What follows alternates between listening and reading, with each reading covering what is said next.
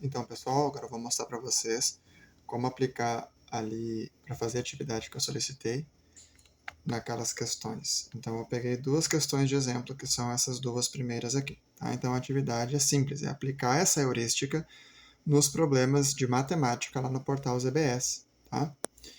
Então, aqui eu resolvi as duas primeiras questões para vocês terem uma ideia de como fazer elas. Tá? Então, vamos lá. Então, já foi discutida a primeira questão no vídeo que o Leãozinho conversou com vocês. Então, agora a gente vai tratar de como fazer a atividade que eu estou pedindo. Tá? Então, vamos lá. Parte da compreensão, o que eu fiz foi responder algumas perguntas que, para mim, como aluno, faz sentido. Tá? Então, tu não vai necessariamente responder todas elas, é aquelas que para ti vai fazer sentido. Às vezes, sobre a situação poder ser esquematizada ou não, ou como esquematizar, às vezes não faz muito sentido porque o problema é muito simples, então tu não te preocupa com essa pergunta aqui. Agora, se é puro texto, talvez tu precise esquematizar, aí já vai ser interessante tu te perguntar como esquematizar de alguma forma com diagrama ou desenho, tudo bem? Então vamos lá. Como eu resolvi aquela pergunta, aquela questão ali, a parte de compreensão, eu escrevi um textinho. A questão exige que se identifique os meses de maior e menor venda da loja. Então, isso aqui é incógnita, o que tem que fazer, está lá na ordem. Sobre informação. Ela exige isso disponibilizando um gráfico que ilustra as vendas absolutas mês a mês. Então, aqui na ordem, pede a maior e menor venda e ela disponibiliza um gráfico mês a mês sobre isso. Portanto, a questão exige compreensão de gráficos, isso seria o conteúdo. A ordem e as informações.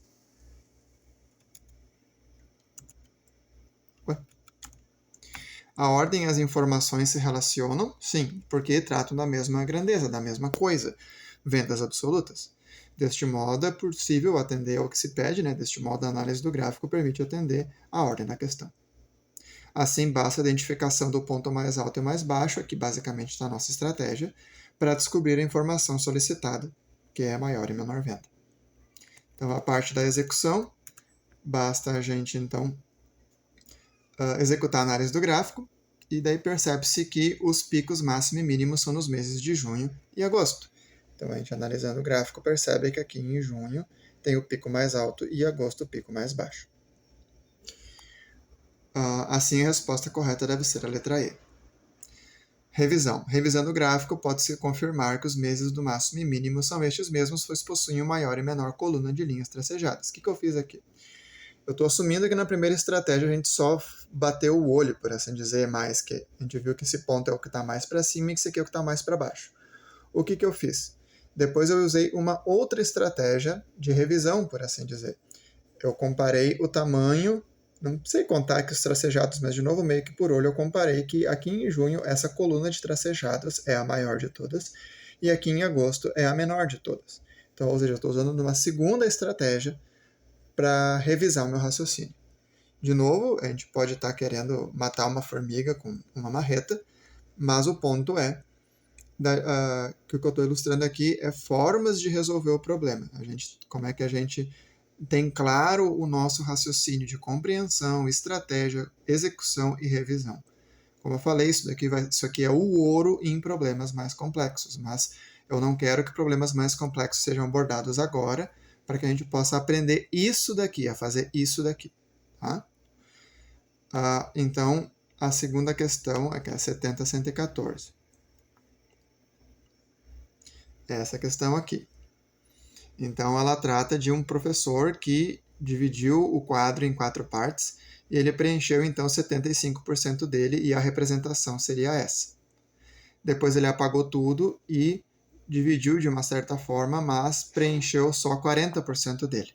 E ele está pedindo, então, uma representação possível para essa segunda situação, ou seja, uma representação gráfica desses 40% de quadro preenchido.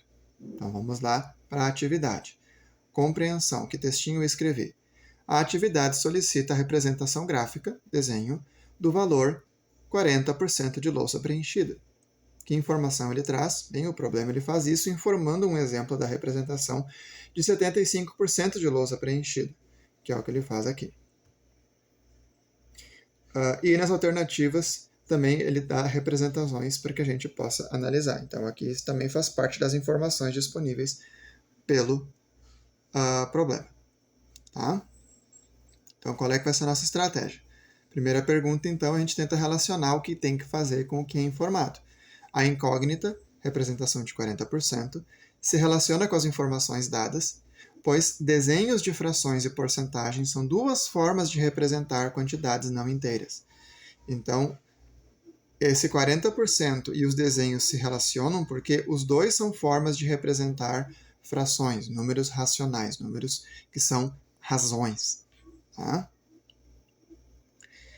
Então é possível converter entre uma e outra porque são duas formas de representar a mesma coisa, os desenhos e a porcentagem.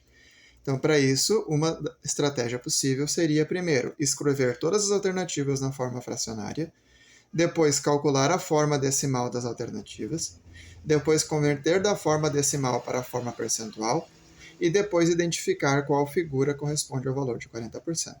Existem outras formas de fazer? Sim, mas eu não vou discutir aqui para não complicar para alguns que possam se confundir. Mas você pode facilmente ver pelo menos umas 2 ou 3 formas diferentes de fazer isso, que seria mais rápido. Tá? Aqui eu optei para aquela que é mais simples e mais passo a passo. Então aqui a gente vai para a execução. Então, escreve as alternativas todas, os desenhos todos na forma fracionária. Então eu peguei cada um desses desenhos aqui e escrevi na forma de fração. Aqui estão elas. Pause para conferir. Calculando as formas decimais, então, lembre que sempre uma fração ela é a representação de uma divisão. Então, eu fiz todas as divisões e achei esses valores aqui decimais. E daí eu converti essas formas decimais para parte de porcentagem. Aqui eu optei pela forma mais simples, que é multiplicar a forma decimal por 100. Poderia fazer regra de 3, mas aqui eu ocuparia mais espaço, demoraria mais. Tá? Então, eu multipliquei as formas decimais por 100 para achar a forma percentual. Fiz isso em cada uma dos resultados anteriores, e aqui achei que 40% é a letra C. Vamos revisar o raciocínio, então, que é a última parte.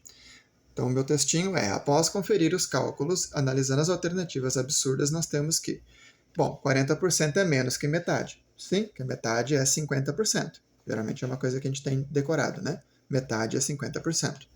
Então, como 40% é menos que metade, a letra D e a letra E não podem ser, porque, enfim, elas representam mais que a metade. A metade estaria aqui no meio, então a D e a E representam coisas que são mais que a metade do quadro. Então a D e a E a gente já cancela.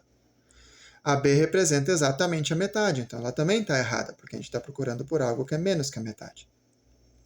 A letra A é exatamente a metade de B. Né? Exatamente a metade da quantidade de B. Então, ela também não pode ser, porque a metade de B equivale a 25%. Né? Metade de 50 é 25.